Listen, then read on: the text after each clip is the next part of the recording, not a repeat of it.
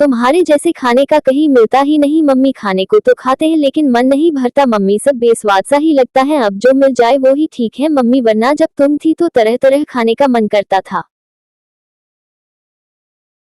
माँ की दुआएं आसमान से भी नीचे उतर आती हैं। बात जब उसके बच्चों की आती है, माँ पास ना होकर भी हर पल फिक्रमंद होती है। अब वो हवा सी है जो दिखती कहीं भी नहीं पर हर वक्त मेरे पास ही होती है।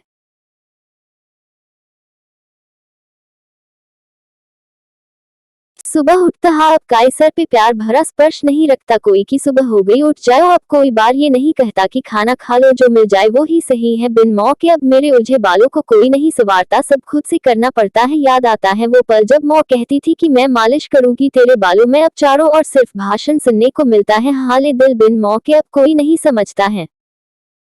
आम के पेड़ पर एक सुरीली नाम की चिड़िया रहती थी।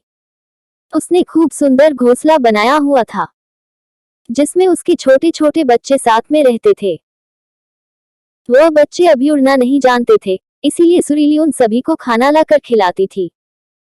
एक दिन जब बरसात तेज हो रही थी, तभी सुरीली के बच्चों को जोर से भूख लगने लगी। बच्चे खूब जोर से रोने लगे, इतना जोर कि देखते देखते सभी बच्चे रो रहे थे। सुरीली से अपने बच्चों के रोना अच्छा नहीं लग रहा था। वह उन्हें चुप करा रही थी, किंतु बच्चे भूख से तड़प रहे थे इसलिए वह चुप नहीं हो रहे थे।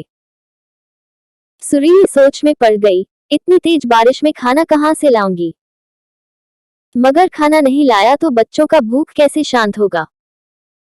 काफी देर सोचने के बाद सुरीली ने एक लंबी उड़ान भरी और पंडित जी के घर पहुंच गई।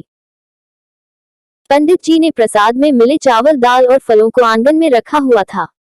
चिड़िया ने देखा और बच्चों के लिए अपने मुंह में ढेर सारा चावल रख लिया और झटपट वहां से उड़ गई।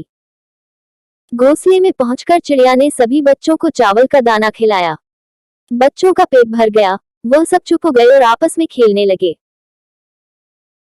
मोरल, संसार में माँ की ममता का कोई जोड़ नहीं है, अपनी जान विपत्ति में डालकर भी अपने बच्चों के हित में कार्य करती है।